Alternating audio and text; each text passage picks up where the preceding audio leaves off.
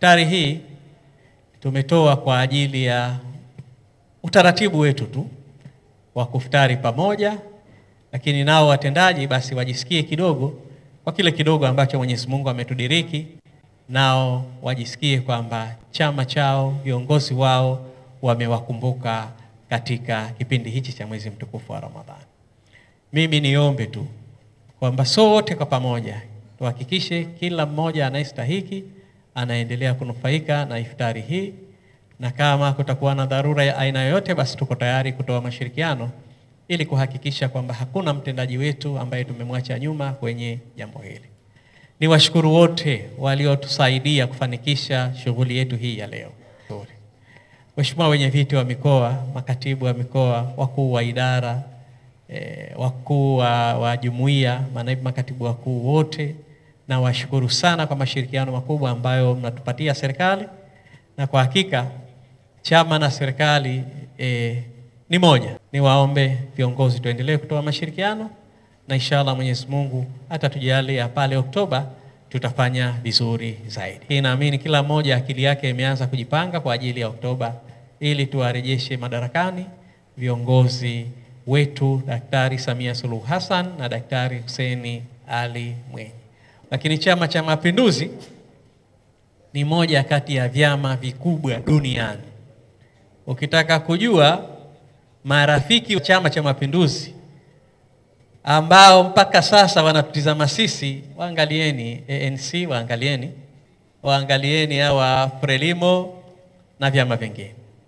Lakini bado Chama cha Mapinduzi kila siku zikienda mbele kinaendelea kufanya vizuri zaidi.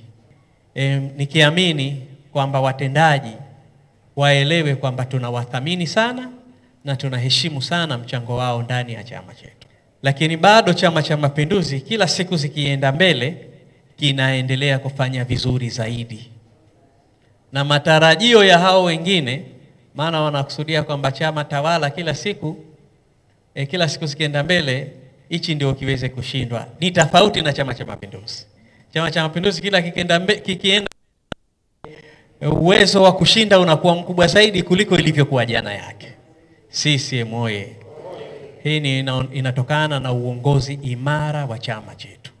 Viongozi wetu hawa, uwezo wao, maono yao na mbinu zao za kushawishi wananchi hasa kwenye maendeleo, kwa kweli inaleta hamasa kubwa na ni faida kubwa kwa wanachama wenzetu, lakini ni faida kubwa kwa wananchi wa Zanzibar.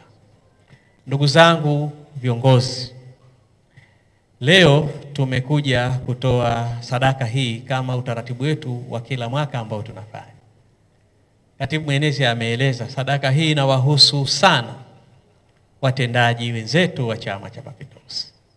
Lakini kabla ya kutoa hii sadaka, nichukue nafasi hii kuungana na wote kuwapongeza na kuwashukuru sana watendaji wetu kwa kazi nzuri ambayo wanaendelea kuifanya.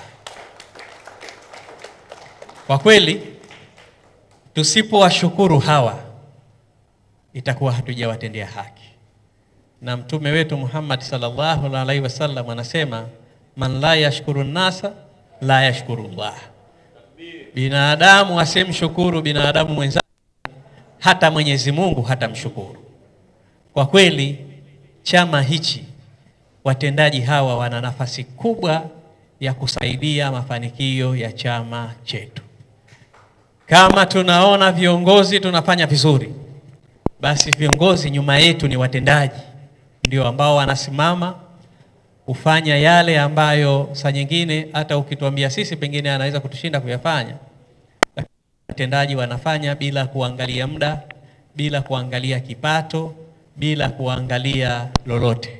Wanajitoa katika kukipigania chama chetu. Kwa hiyo nichukue nafasi hii kwa dhati kabisa kuwashukuru sana watendaji, sana na washukuru sana. Na wale ambao hawakupata nafasi ya kufika hapa, naomba mtupelekee salamu zetu. Tunawashukuru sana viongozi, wale watendaji ambao wanaendelea kujitoa kwa ajili ya chama chetu.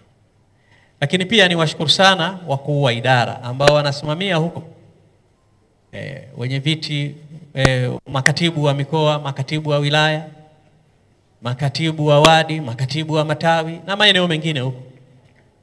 bila kuwasahau wapendwa wetu sana mabalozi, mabosi wetu mabalozi. Tunawaheshimu sana kwa sababu mchango wao ni mkubwa sana ndani ya chama chetu. Lakini nichukue nafasi hii kwa dhati kabisa kumshukuru sana naibu katibu mkuu wa chama chetu. Kwa kweli busara anayoitumia na hekima inatufunza vitu vingi. Sisi kila siku tunasema kwamba basi kuna maeneo hayahitaji nguvu sana, yanahitaji busara.